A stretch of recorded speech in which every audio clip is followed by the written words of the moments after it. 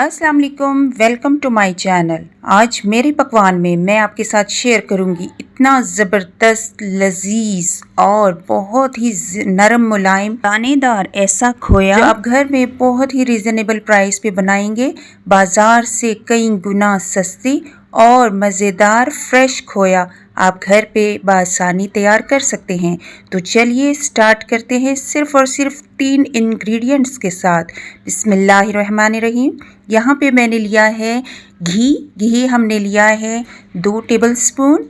आप घी की जगह मक्खन भी यूज़ कर सकते हैं, लेकिन ऑयल मत यूज़ कीजिएगा। यहाँ पे मैंने ले लिया है 1 कप दूध। टेट्रा पैक दूध है, आप कोई सा भी दूध आप इस्तेमाल कर सकते हैं।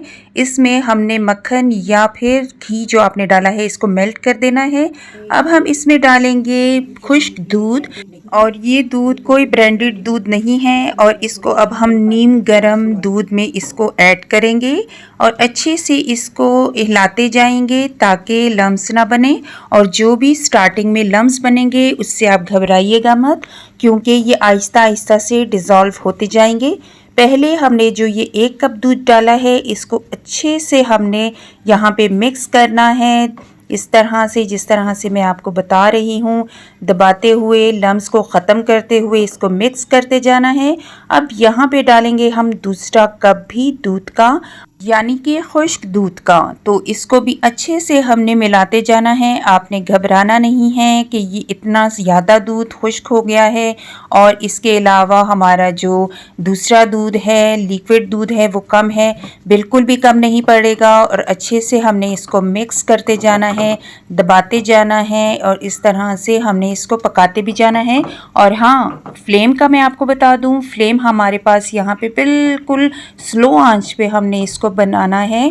जैसे कि दम वाली आंच होती है उससे भी कम आंच पे हमने इसको पकाते जाना है। यहाँ पे आपने बहुत सब्र के साथ, पेशेंस के साथ इसको हिलाते जाना है। आपने बेसब्रे नहीं होना या इसके साथ किसी और चीज़ को नहीं बनाना या इधर उधर नहीं जाना, क्योंकि ये फिर आपका ख़राब भी हो सकता है। बस आपने मिक्स करते जाना है, मिक्स और सिर्फ मिक्स करते जाना है। तो इस तरह से ये हल्की आंच पे पकता रहेगा।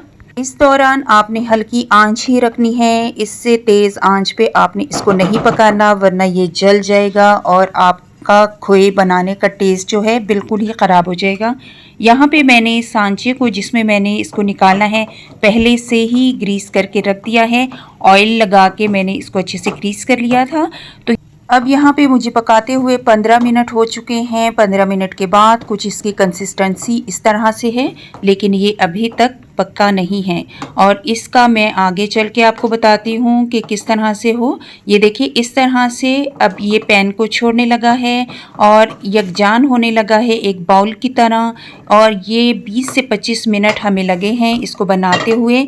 तो इस तरह से अब हमारे पास ये एक बॉल की शक्ल में आ गया है। अब ये कम्प्लीटली बन के रेडी है। सांचा जो हमने पहले से ग्रीस करके रखा था, अब हमने यहाँ पे इसको अच्छे से दबाते हुए यहाँ पे सेट करना है अपने खोए को। आपने देखा कि कितने हेल्दी तरीके से हमने खोया बना लिया है और रीज़नेबल प्राइस पे ज़बरदस्त सा लचकीला सा खोया हमारा रेडी है। तो आप इसको यूज़ कीजिए किसी भी डिश के अंदर। इसके अलावा मैं आपको कंडेंस मिल्क बहुत ही ज़्यादा अच्छे तरीके से और इसके अलावा बहुत ही ज़्यादा आपको चीज़ वगैरह सिखाने वाली हूँ। तो मेरे चैनल को सब्सक्राइब लाजमी कर लीजिएगा, आइंदा आने वाली तमाम वीडियोस की नोटिफिकेशन आपको मिलती रहेंगी। तो ज़बरदस्त और मज़ेदार खोए को एंजॉय करें। किसी भी मीठी चीज़ के ऊपर डालें या दरमियान में हलवों के डालें तो बहुत ही ज़बरदस्त टेस्ट आएगा। और हाँ, वीडियो को लाइक करना मत भूलिएगा। तो फिर मिलेंगे ज़बरदस्त और मज़ेदार सी रेसिपीज़ के साथ। टिल देन, अल्लाह हाफिज़।